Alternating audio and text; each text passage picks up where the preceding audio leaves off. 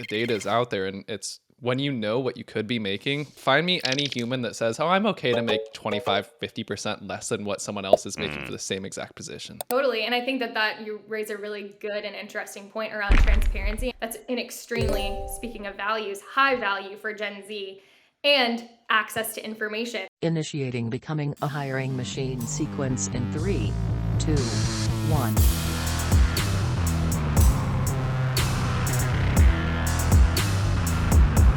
Hey everyone, it's Sam Keenly, and welcome back to Becoming a Hiring Machine. This is the show dedicated to fixing recruitment by going beyond saying what needs to change and instead teaches you how to make that change. Today we've got a great trending topics episode ahead of us, but before we get into that, just want to tell you a little bit about the show. Essentially, we have shows within the show here. Some days we have interviews with industry thought leaders and others who are shaking up the space. Other days like today, we cover trending topics. Stop by every Tuesday for a Tactical Tuesday episode where we go deep on how to do something that's going to help you drive better results in your day-to-day. Every once in a while, we open up for Q&A. Listeners can drop in questions, so send those over to us at podcast@loxo.co. And occasionally you'll hear a mic drop episode from Matt where he stops by to share something that he's been thinking about within the recruitment space and wants you to know. Today's trending topic. Forbes shared that Gen Z will account for 27% of the global workforce by 2025, which is crazy to think that's next year alone. I was like, oh, that's a few years away. I'm like, no, that's already next year. So what's that mean for recruiters? So there's been a lot of chatter lately around the growing generation gap in the workforce, from compensation and growth expectations to lack of company loyalty. Like, does this upcoming generation require a new or a different recruitment style? So like it or not, this is an upcoming trend that's here to stay. And so today Lex is joining us and we're going to unpack some of these trends, their implications, and the solutions that are available to recruiters navigating these waters. So with that, let's jump in. Lex, welcome back. Thank you. Happy to be here. And before we start, I want to direct everyone, if they have not seen it yet, to watch Australia Lamb's Generation Gap ad that came out this week. I feel like this does such a good job of, in a very light and humorous way, unpacking some of the generational divide that we're Mm-hmm. currently in the middle of and kind of bridging that gap a little bit. So it's very weird and zany and, in my opinion, a perfect ad. So please, if you have 3 minutes today, watch that. It'll be worth Oh, your time. it was so funny when you showed that too, especially, yeah, you were like, does this hit a little too close to home as there was that bouldering part where you're just, I know that that's something that you enjoy doing. So yeah, we can drop a link to that video in the show notes for it too. Yes, every generation will be targeted at one point, and there's solidarity in that. Yeah, it's a beautiful thing. All right, so this trend, this generation gap, tell me about it. Yeah, so I think that this has been an ongoing topic just in the workforce in general. Generation dynamics, intergenerational dynamics have always been kind of a dicey area in the workforce, but I think we're realizing and really facing that in a new way lately with the divide between Gen Z and the rest of the world. So much of that has to do with just how rapidly everything in our world is changing now, technology, and just how rapidly that has advanced in the past 5 to 10 years has had such a ripple effect on intergenerational dynamics and just kind of how we relate to each other. Gen Z is by far, this is not a surprise, the most online generation that has ever existed. And with that come a whole host of implications in terms of how Gen Z interacts with each other and with the rest of the world. And it's just one of those realities that we have to learn how to navigate, especially when it comes to the way that we work and the way that we just, relate to each other and show respect and care and kindness to each other. And in any relational workforce or, type of work, this is going to have even more of an impact on the way that we do our jobs. Recruiters, especially, are going to have to navigate, okay, what are the expectations that Gen Z has for the hiring process? What are the expectations that they have for the place that they're going to work and for their career as a whole? So it's a really loaded conversation. It's not something new in the sense of everyone talks about all of the Gen Z slang and all of the strange things that Gen Z does that, millennials and Gen X and beyond cannot relate to. But this has really, really far-reaching implications on the way that we work and the way that we are going to, cultivate a caring and considerate workforce moving forward. So I find this to be a very interesting topic. Yeah, and it's not a bad thing. Every generation that comes up, there's this type of gap, this shift that you need to adapt. So this isn't going to be us coming in and saying like, oh, Gen Z is terrible to work with. Like far from it. It's just, again, like, what do we need to learn about this generation so that we can make sure that we're employing them correctly, recruiting them in the way that they want to be recruiting, and helping match. I mean, the Loxo mission at the end of the day is like help people find the ideal workforce, but also the company, like, how do they hire the best person for them? So it's a new mental model that we're going to start to get into. Totally. And I think that this is something that I feel personally passionate about. And I shared on the last episode.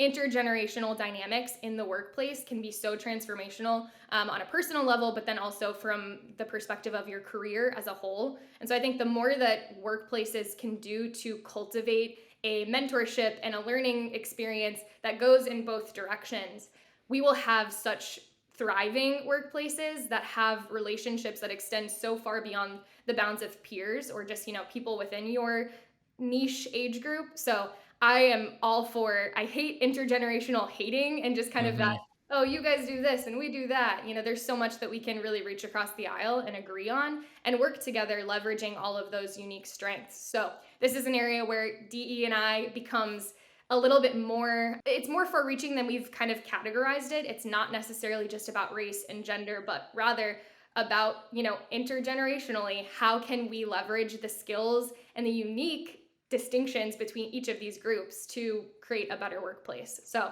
I find that to be a really interesting part of this. I think that we also need to acknowledge the differences in the world as a whole that Gen Z is kind of inheriting, the workforce and just kind of the expectations that we have around the way that we work have shifted very dramatically. Millennials, I feel like, are in that weird tension place of the world that we were promised is maybe not necessarily lining up with the world that we have. And Gen Z is dealing with that and reckoning with that in their own way as well. So all of this stuff and all of these differences really start to make sense once we look at the circumstances surrounding them. But I think that we really need to start unpacking that if we want things to get better. Yes. Yeah. Unpack is probably a light way to put it. So let's talk about the implications first before we start getting into solutioning everything. Like, what do we need to be mindful of and thinking about?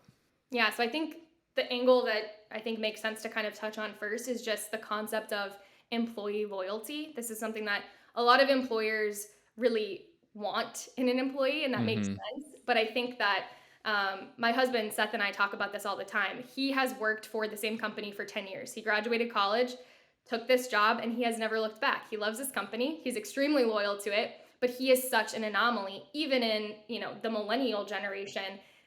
I don't know a single other person who graduated, got a job, and has stuck with that job since. He always looks at me and says, "You're such a job hopper. You've had so many different jobs." And that feels very normal and natural to me. But that is something that historically is very new. And Gen Z has kind of been, they've received some flack for that mentality of kind of making moves and being very strategic and almost ruthless in their career movement, and have been seen as disloyal or not reliable as a result. And I think that negative association is not necessarily fair because, again, the 9 to 5 as we know it has kind of died a little bit. Mm-hmm. A lot of Gen Z has had to take on side hustles, multiple jobs in order to live the lifestyle that they want or that they need on some level. And so I think that there's a little bit of that of, again, realizing what the circumstances are and not kind of putting people into a bucket as a result of them, but rather finding creative ways to work around the circumstances that we do face. So I Mm-hmm. think that that's a big piece of the puzzle here. And if we don't learn how to do that, we're making a lot of negative assumptions about talented, skilled workers who could bring a lot to the table, but we're also kind of contributing to this growing gap and divide that's going to cause all of us to suffer if we don't focus on kind of decreasing that. So I think that there are a couple of areas that can really be played into, which one is just kind of embracing flexibility in the way that we work, when we work, where we work, how we work, all of that. I think that the biggest piece, in my opinion, is establishing renewed trust between managers and their staff. And with that trust comes a lot of understanding and acknowledging those circumstances that we just talked about. And then I think the next is cultivating that kind of mentality of mentorship, respect, understanding, collaboration that does reach across the aisle. So to me, those are the biggest things that we need to focus in on. Those are the things that employers need to be prioritizing, but then also recruiters need to be aware of these conditions when they're, you know, reaching out to prospective employees, but then also when they're interacting with them, and interacting with hiring managers and setting expectations there. Hmm. Yeah, and it's really easy to, I mean, we all do it. We look back 50, 60, 70 years ago and we judge people. But how you judge them is you always forget to take into account, well, what was the culture like of the times? What was going on historically and everything else? And what's all at play there? So a lot of, if you go back, a generation or two, you have careers where, like you said, it's like you go, you graduate, and you go and work at that company for 30, 40 years until you retire.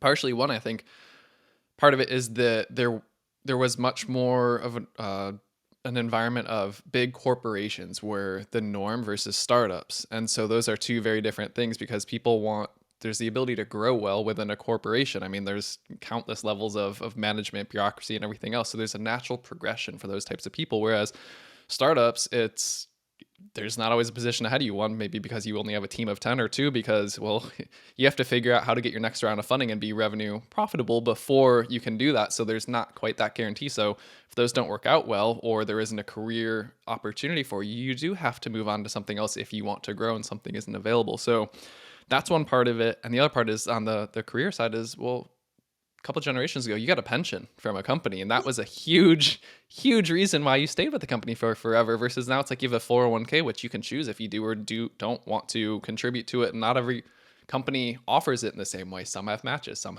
don't have that. So there's a huge difference there in what was available, and I think that's a huge part of the generational gap. Is also when you look at those two parts, and then the other side of it with the flexibility bound when, where, how we work, there's a lot more knowledge work now than there used to be before. So America used to be huge on manufacturing, production, everything else. And so it was time in gets your output and results out. Whereas now it's, you can hire someone who's brilliant, smart, on top of things, works fast, and they can get results in 2 hours instead of 8 hours. So that's another big part of it. And these are things that you need to think about with before you go and say, like, if say you're in the boomer generation or a Gen X and you're judging Gen Z for these types of things, it's like the environment is so much different now than when it was when you got started or anything else, that you have to keep that in mind, because these are the different items that are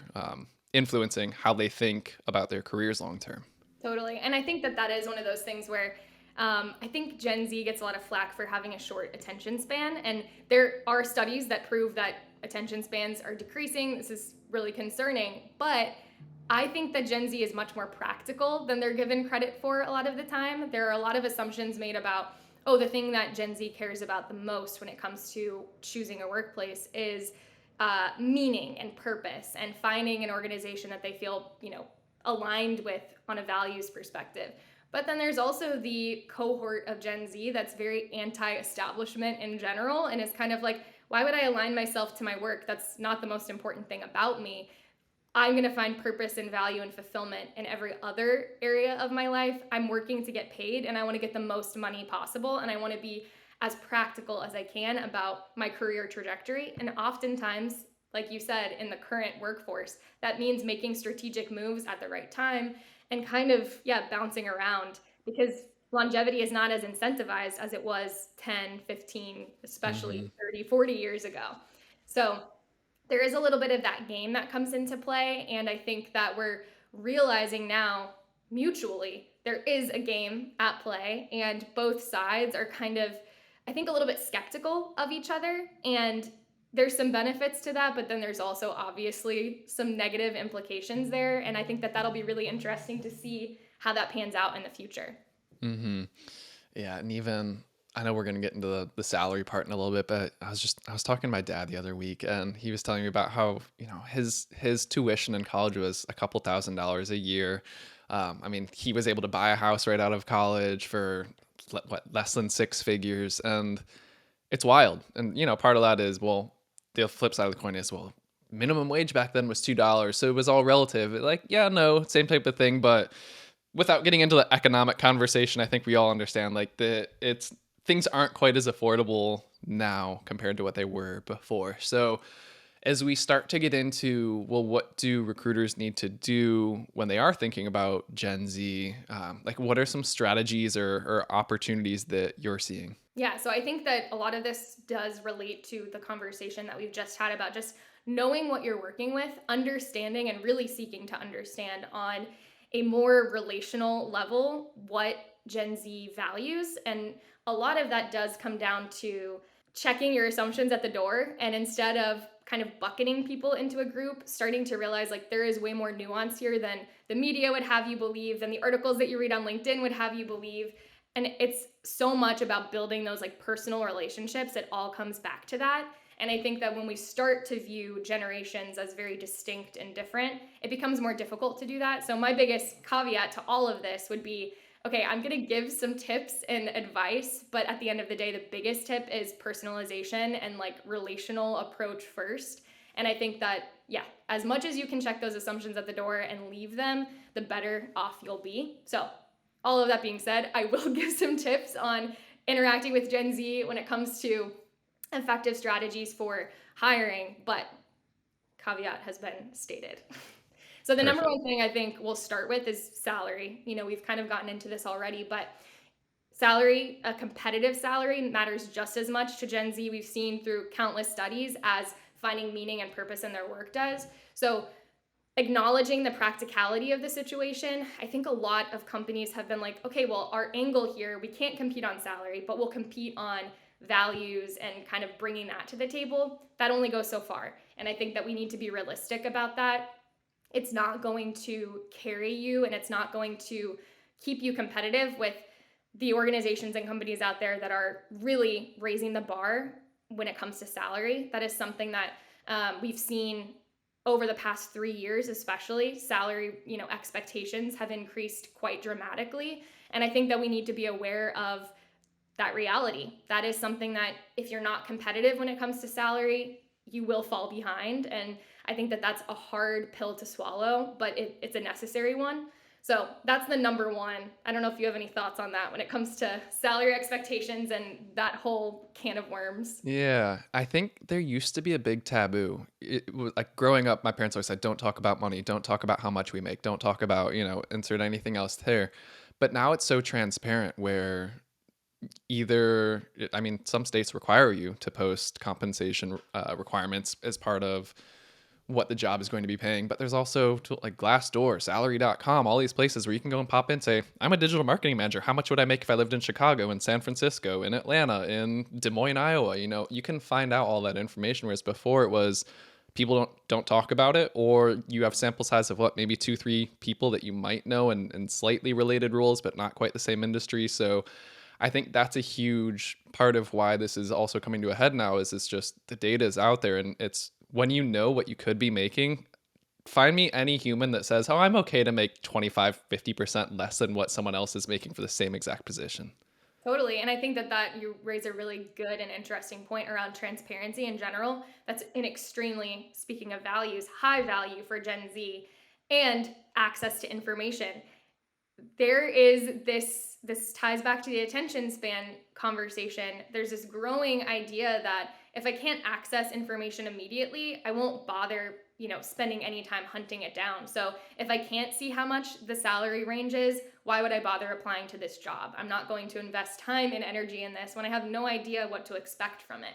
So I think transparency in general, when it comes to your job descriptions, when it comes to your salary expectations, all of that stuff is increasingly important. And especially as salary transparency between peers becomes more common and something that we're seeing more and more of, that info sharing across groups, this is going to be a necessity. I can't believe that it isn't yet. When I see people talking about job descriptions that don't have a salary range in them, I'm just kind of like, guys, really? We've got to get with the program here. If you are trying to hire millennials, Gen Z, this next generation of talent, you've got to be transparent. I think this really, comes into the picture with job descriptions, but it also is a big piece of the interview process. The more information you can provide transparently up front, the better off you'll be, especially when it comes to engaging with people in an honest way. And when it comes to building those relationships that go beyond the job that you're hiring for right now, but the job that you're hiring for in 3 years. You want to build that relationship of trust with the candidate so that they know that they can count on you to be a source of truth for them. And that is something that we're seeing become increasingly important. And it makes sense. Yeah. And I think honestly, as we talk through this is a larger trend. This isn't a Gen Z thing. This is just the times of where we're at now. I'm not Gen Z, but I remember before I joined Lock. So all of us get recruiter outreach via LinkedIn. It's like, hey, I'm recruiting for Stealth Company and we're hiring for a head of marketing. Are you interested? And I can tell you to every single one of them, as I said, what's the compensation? What's the role? Like, I don't even want to entertain the conversation until I know those companies. Because one, is it a company that I would want to work at, I'm interested in, and also the comp. Like, if it's going to be drastically below what I'm making now, like, that's not worth my conversation. So this is a reflection of, it's 2024. This is, I think, just what we need to be doing as a whole. This isn't just a Gen Z issue that you can say like, oh, Gen Z's coming up, let's lop it with them. No, I think this is just a larger item related to now. Totally. And I think that the reality is, in many of these cases, Gen Z has been pushing for change, but it does impact the entire workforce. Yep. And it alters our expectations. I think millennials are having that reckoning of, wait, could I have asked for this all along? Could I have expected this all along? And Gen Z has kind of put that pressure out there. And I think it's been really empowering for the workforce as a whole. And it's sending employers into this kind of interesting situation where you saw this in 2020. Who holds the power here? Does the employer or does the employee? And I think we're seeing that shift again a little bit now in the recent layoffs and all of that. But there is that balance and that dance that I think we're all starting to realize, okay, we have to kind of be in lockstep here. We have to figure out what this looks like.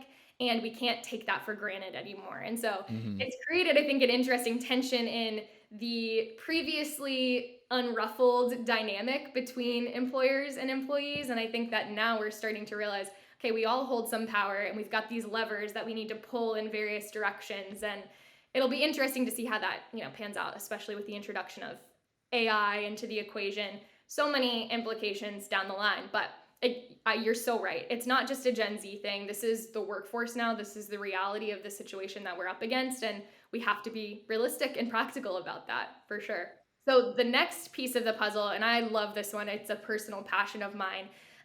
When it comes to hiring Gen Z, one of the biggest areas that is a priority for Gen Z, countless studies have shown, is learning and development.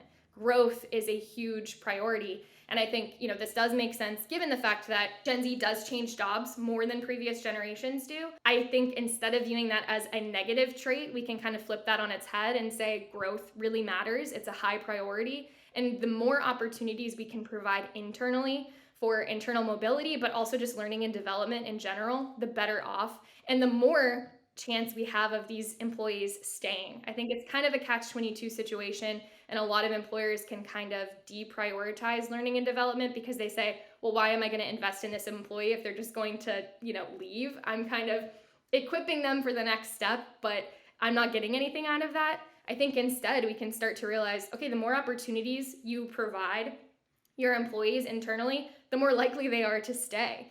And so having that mentality around learning and development, I think, will be really transformational over the next 3 to 5 years. And I'm really excited to see this become more of a priority for employers in general. I want to, this is something that I'm kind of staying close to and trying to kind of keep my finger on the pulse of, because I find it really fascinating because of the catch-22 of it all. Yeah, this one's a fun one. Internal mobility.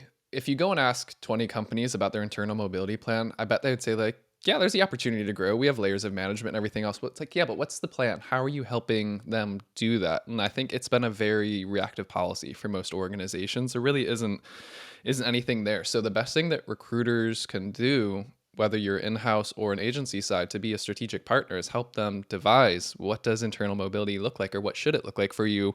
How can you implement it? And what are some examples of things that you can do there? Because again, I think this goes beyond Gen Z. I mean, I've been in jobs where I'm like, okay, after 2 years, I'm bored. What can I do? And so this is where it usually starts to spread into two things. Who takes responsibility for that? Is it the company's job to educate, to help pull people along? And how do you recognize, though, sometimes when people start to get into that? Or is it the individual's job to own their career and say, I might not have this as part of my specific role or responsibilities, but I'm going to go and take that on to show initiative, to learn because I'm bored. So this is where I think there's an interesting dynamic that needs to be worked out. Part of it should come down to your one-on-ones with your manager and being able to have a transparent conversation about, what do you want out of your role? Are you happy in your role currently? What are you struggling with? What do you want to do more of? And then being able to help put them into scenarios where they're doing more of what they want to do, less of what they shouldn't be doing, up to a point. I mean, it is their job at the end of the day. Part of it is,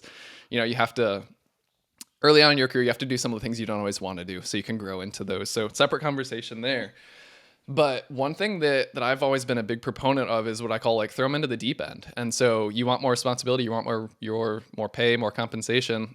Let me show you what that entails. And then you tell me, it's like, is it managing people? Is it doing these things? Because sometimes people are like, yeah, I want a big team.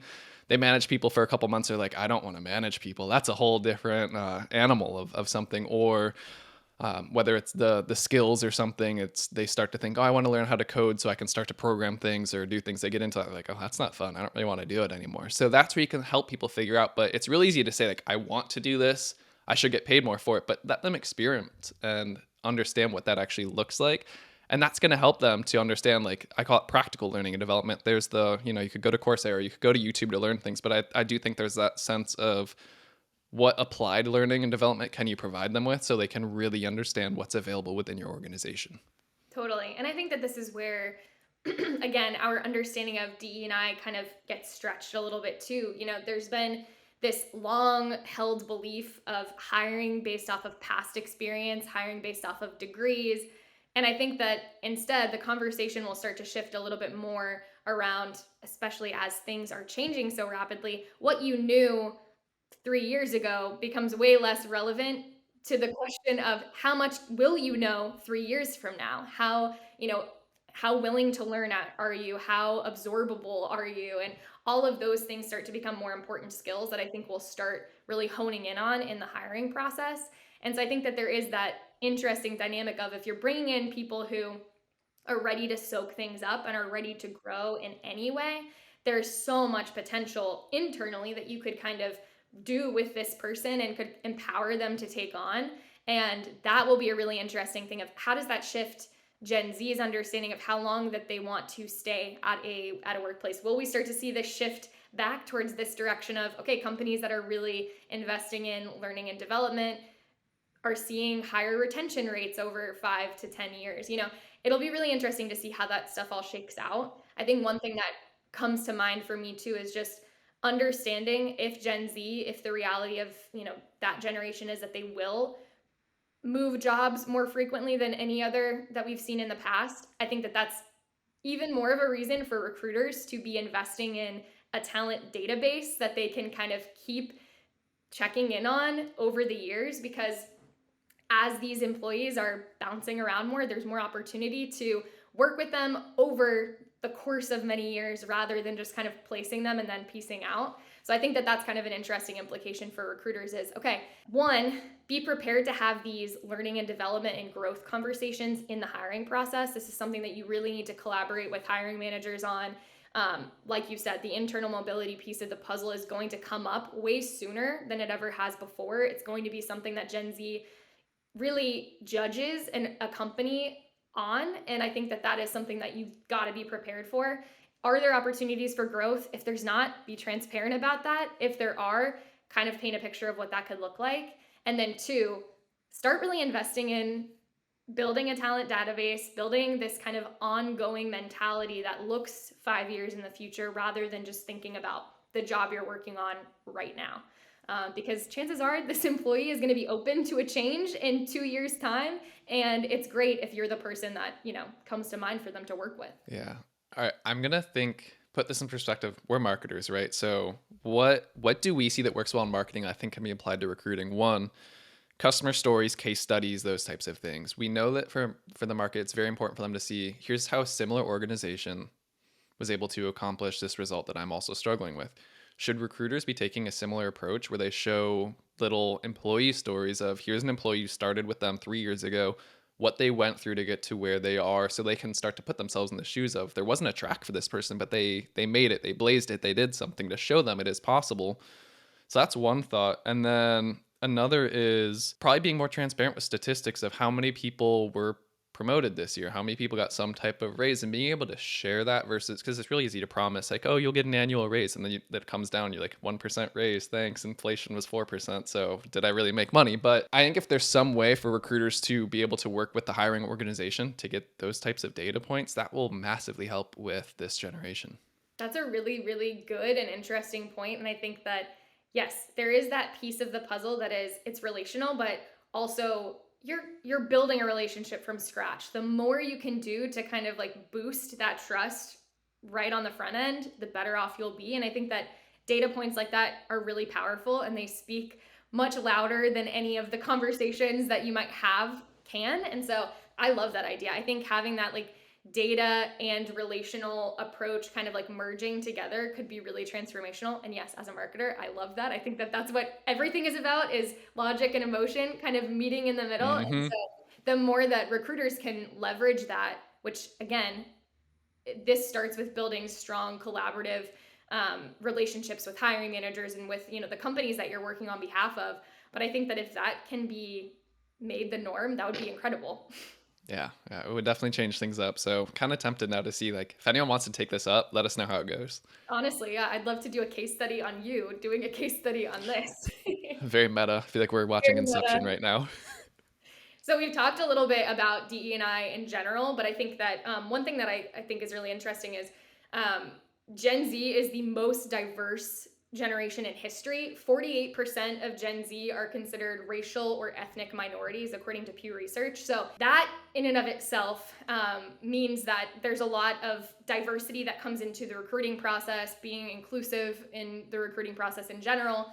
But I also think that this speaks to values as well. You know, a more diverse generation is going to value diversity and inclusion much higher than generations past. And so being realistic about that, this is a conversation that's been happening, you know, a lot over the past 5 years, but I think that we need to be a little bit more practical. It's been this kind of divisive conversation of, okay, how much should we really invest in this? How much should we really prioritize this? What does that look like? There's been that conversation, but what I think we really need to start thinking about is this is not just something to do just for the sake of doing it, but rather to really be strategic and be curious about. And so again, I brought up the point about hiring based off of skills and learning rather than degrees. That's an area that I think that we can start bringing in more diverse talent. We've talked about the ages and, you know, different people that you could bring in who might, again, be older than who you would typically expect or younger, and starting to kind of stretch our understanding of who the ideal candidate is and what they look like. And so I think that there are a lot of different stones that we can turn over when it comes to DE&I in general. And I'm grateful that that conversation has started to become a little bit more high level rather than us debating over like the nitty gritty of it. So I think it's kind of interesting to think about where this goes. Yeah, and that's crazy. That's up to 48%, and it makes sense. So to look at again a reflection of the times, baby boomers, Gen X, that percentage is I have no idea what it is. If I had to guess, it was probably under 20%. So looking at who leads most companies now, it's a lot of baby boomers, it's a lot of Gen X. So this emphasis on D&I, because if you go and look at any leadership company, it's probably white males, more or less. Yeah. Fast forward now, as companies are growing, more millennials are starting to move into leadership positions. And not to put a blanket statement, but I think a lot of us we're closer to Gen Z in this, and like whether it's there's an increase in minorities in it, but also I think we look at things from a much more approach of like meritocracy. I don't care if you're black, white, gay, straight, any ethnicity. It's just, are you intelligent? Are you a good fit for this role? Are you a good person to work with? And like none of the other stuff really matters there. So it'll be interesting to see what this DEI conversation looks like as more millennials, as more Gen Z move into these types of roles where, I mean, it really does become true blend of like, there's just at some point, 48% still technically a minority. When that goes above 50%, like I think that's just going to be an accurate reflection of just the US, what the world looks like as a whole at that time and just how everyone works together. Totally. And I think that this will shift things to, okay, if 48% of, our society falls into these buckets, shouldn't that be represented in the workforce as well? And for a long time, I think there's been that disparity of, okay, there are all of these, like, this is such a diverse group of people, but that's not reflected at the top. And so the more the top can represent the whole, I think the better off we'll be. And the more peace we'll have at work. And I think that some of that like social tension will be taken out of the equation the more that the top mirrors the whole. So I Mm-hmm. think that that'll be an interesting thing. Obviously, that pressure has been kind of being put on companies over the past 10 years, but I think that we'll start to, see that conversation happen on a different level, but also more consistently. So it'll be interesting to see how that shakes out. But yeah. Okay, so the final piece of the puzzle, and this one has like a couple of different sub pieces to it, is outreach in general and how you can be strategic with outreach when it comes to communicating and engaging Gen Z. So, this is not a surprise, but Gen Z is seamless when it comes to tech. They're swapping between different platforms all day long, and they are super efficient at doing so. And they're able to find the information that they're looking for very quickly, and they've become, just very effective at searching for content, engaging with content, all of that. So if you are not leveraging digital tools to meet Gen Z where they are, you're going to have a hard time. And I think that this is something that in theory everyone knows, but very few people are actually practically making this happen. Leveraging social media, leveraging online platforms, texting. These are things that are the primary way that Gen Z communicates and engages with each other. And if you're not meeting them in that way, it's going to be really difficult for you to build consistent relationships. So I think like one really practical piece of the puzzle is like job descriptions.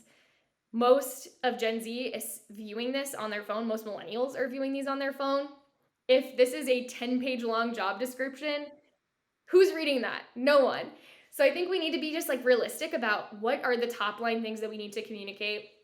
Again, being very transparent, being very clear about the expectations, all of that stuff. But also just understanding, okay, within this platform, what type of content gets consumed. That's what I need to make this look like. This is how I need to communicate this, or else no one's going to engage and it's going to get lost in the flood of other content that's better. Mm-hmm. And this is marketing 101. It's Yeah. have your medium or have your content match the medium that it's on and know your audience. What do they like to consume? How should you be presenting it to them? So I know recruiters say I'm a recruiter, I'm not a marketer, but it's all very similar in the approach. Totally. And I think just, the biggest takeaway is think through how you can make your content more mobile friendly when it comes to job descriptions, when it comes to outreach, all of that. Mobile friendly will be the way to go. I think being concise is another piece of the puzzle here. You don't want to inundate someone with information. You want to make sure that they feel like there's something for them to gain by taking action in some way or another. So really creating that type of mentality rather than just throwing a ton of information out there and giving people a block of text. Mm-hmm. Again, marketing 101, but this is something that I think recruiters can really leverage to their advantage as well. I think the other thing here that we've touched on multiple times is just transparency and authenticity. If you don't have a clear job description, people will disengage. If you are misleading in information, people are more perceptive than often we make them out to be. They can sniff out kind of some of that sketchiness. So it's better to be clear and to, establish that right from the jump. I think the other piece of the puzzle is in the interview process, first interview, first intro conversation, leading with transparency and setting realistic and clear expectations, because Gen Z will not hesitate to ghost you. They are the boundaries generation. That's an interesting psychological element here is Gen Z, more than any generation previously, doesn't have a problem saying, all right, I'm done with this. I'm getting a bad vibe. I'm moving on. So just, I think that's something to be really aware of and to prepare for. And it's something that does incentivize that transparency and building trust right away. Yeah. And think about it. I mean, when you go back to the roles and like how we were talking about remote work and everything else before, 5 years ago, before COVID, I remember I lived in Charleston. If I wanted to work in tech, I had 5 companies that I could choose from, and I was at the mercy of, well, I have to go pick from one of those 5. So fast forward now, they can work wherever they want. So if they get weird vibes, it's like you're not one of 5 anymore. You're one of countless at the end of the day for them. And especially if they want to work somewhere where they feel their values are aligned, yeah, ghosted isn't even, ghosted implies almost they were engaged at first. Like you're not even going to get a reaction from them. And I think that that's another thing to be realistic about is every company thinks that they're the best and that they have the best culture, they have the best everything, and that they have something that everyone, if they really knew about it, would want. But I think that they're not really good at articulating that and really being honest upfront about what are some of the downsides? What are some of the realities of working here that you need to be prepared for and that you need to know about? I think that if we had a little bit more of that rather than just like, we're the best, you want to work here, we'll find someone else if it's not you. I think we need to have, again, more of that power dynamic shifting of there is a relationship to be had here and we're both trying to find the mutual best fit. And that requires authenticity and transparency on both sides. I think that we've had that conversation around employee transparency in the interview process of be honest about your skills, be honest about what you know and what you don't. But there hasn't been as much accountability for employers to be honest about that until someone, leaves a bad Glassdoor review or something like that. But I think if we have more of that accountability in the hiring process, we would have more successful pairings that would lead to longer lasting working relationships, more successful work in general. All of the outputs I think would be better off if we had Mm-hmm. that transparency. So Yeah, I couldn't agree more. it's in everyone's best interest, to be honest. Mm-hmm. Little takeaway. So the next piece of the puzzle, and this goes back to the mobile friendly thing, but as kind of a different piece of it, is Gen Z is used to instant responses when it comes to communication. So when you are engaging Gen Z, previously there might have been a situation where a recruiter reaches out to someone, they start a conversation, and a week goes by without any interplay. That week to Gen Z is a year. It's a Mm-hmm. month. They've forgotten about you. They've moved on. And so I think like engaging, even when there's no updates, even when there's no movement, just keeping that relationship going is really, really, really important because out of sight, out of mind. This is something where there are so many things that we're all being inundated with when we're online, like you said, LinkedIn, people reaching out every day. There's so much movement happening all the time that if you drop off the radar, that can be deadly. Yeah, To be they don't honest. feel like you value them or like you're not really championing them. So, funny enough, this is something Vivian and I were chatting about in a recent Tactical Tuesday episode. You have tools, gonna obviously plug Loxo, but any outreach tool can do this, and you're automating a lot of those. After you have that screening call and you're like, hey, let me get you in front of the hiring manager, or once they're in the interview process, you can create a stage that's no update, but it's still a communication. So it's been 2 days, like automatic email, hey, just letting you know, it's still with the hiring manager, waiting on feedback from them. It's not hard. You don't have to actually physically send 5, 10, 20, however many of these, but you can set something up just so that they understand that they're not slipping through the cracks, that you haven't forgotten about them. Yeah, and I think that like agita on behalf of the candidate of like, I haven't heard anything back. I don't know what's going on here. This person reached out to me and now they haven't Mm-hmm. followed up. That does create that instant sense of insecurity and distrust. And I think the more that you can be proactively fighting back against that, the better off you'll be. And again, this helps with the situation right now, the job that you're working on right now, but then it also helps with that long-term approach of building trust, building a relationship, getting to know this person as an individual. That's all data that you can then use later on. And so I think the more that you can think of this as an opportunity to really understand this candidate, what they're looking for, all of that outside of the job that you're hiring for right now, the better set up for success you'll be in the future. So that comes into the next thing, which is personalization. This has been always a priority, but I think that it's becoming increasingly so as, again, we're inundated with messages, with content left and right. The more that you can customize your messaging to fit the people that you're working with, the better. And I think that doing that at scale is the tricky part. That's something that everyone struggles with. It feels really overwhelming.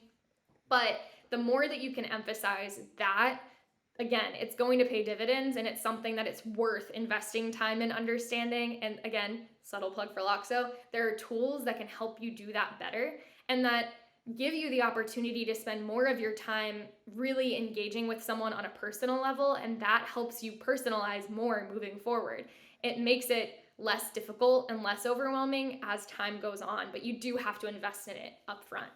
Yeah, and it's worth it though. From the time that you can either spend the time reaching out to 1,000 candidates who check boxes, they have skills, but you don't really know, like, are they the best fit or anything else, or you can get a tool that helps you with that. You spend a little bit more money on it, but then you have 300 candidates who actually are perfect from not just skill set, but they've worked at companies like this, they've worked in industries like this, they understand all of that, and then you can take the time to tailor those communications to them. And I guarantee you the response rates, how well they flow through your funnel, like it's pays for itself after just one hire. Totally. And this is where, again, I'll bring in some marketing speak, but personalization is not just like a merge field in your subject line. It's not just, hey, first name. It's so much more than that. It's really understanding who this person is and giving them content and engaging them in a way that makes sense for them. And people know, I get emails all the time that I'm like, this is not for me. I don't know why I'm on this list. I don't know why you sent this to me, but clearly you don't know me. You don't know what you're trying for here. And so I think that the more you can be strategic about what you're sending to who, when, the better off you'll be. And so there is that kind of data side of the equation here of like having clean lists, having data integrity, understanding and like feeling confident that when you hit send, you're sending the right thing to the right people at the right time. That will give you, one, so much peace of mind, but it will also help you really build that trust that you need in order to be successful with Gen Z and with anyone. Yeah, and Matt was talking about this in a recent episode called the full stack recruiter. When you're doing it from soup to nuts, all of that, and you understand who are the people you're sourcing, you're not just getting a list that was outsourced from somewhere else and then just assuming that they're all perfect candidates. You can do that because you've gone through all those people. You truly know with your experience and having combed through that yourself, like, I am confident that maybe not 99% of these people should be on this list. Yeah, I think that this is going to be the intersection of, again, like we talked about, tech, data, and empathy and responsiveness and personalization and relationships. These two things are both equally important, and the interaction between the two of them is where so much of recruitment is going to live in the next decade, and it's where so much of everything is going to live in the next decade. We need to stop dealing with these things as two distinct elements, but rather merge them and understand that they're both equally important. And that's one thing that I love about Loxo. Again, subtle plug. The platform is built with that in mind. And I think that that's such a rarity in tech. So I really appreciate that about the platform itself. And I think that that's something that, the more that you can leverage tools that make it easier for you to be a real person, the better off you'll be. Yeah, funny enough. So, all right, we covered a lot here. Is there anything else? Did we miss anything, or do we feel like this is a pretty exhaustive list for this trending topic? I think this is an exhaustive list. And again, I'll just leave it on the note of intergenerational dynamics are so fruitful. They're so beneficial. Yep. And the more that we can bridge the gap, the better off we'll be. The more that we can understand each other. And instead of like throwing stones, we're going to have an amazing, diverse workforce that is so productive and nuanced. And I think that that is the best type of workforce. So. Yeah. Amen. Couldn't agree more. So that was a fun episode. I really enjoyed this one. So thanks for coming on to talk about some things, because again, I think it's always helpful to get these perspectives that are easy to hear about on social, that sometimes people are spinning one way is that's always a negative thing or it's always a positive thing, and really look at it from all the sides, put some context to it and everything else. So hopefully this inspires some recruiters to really start thinking about this in a different way. All right, as we wrap, Becoming a Hiring Machine is a production of Loxo. You can find the show notes of this episode in the description of your favorite podcast streaming platforms, as well as on our website, loxo.co/podcasts. Full video episodes are available on YouTube as well as on the website. And if you have questions, ever want to hear us take on specific topics, send us an email, podcast@loxo.co. So, all right, everyone, that is the show. This was a fun trending topics episode with Lex. Until next time, bye, y'all.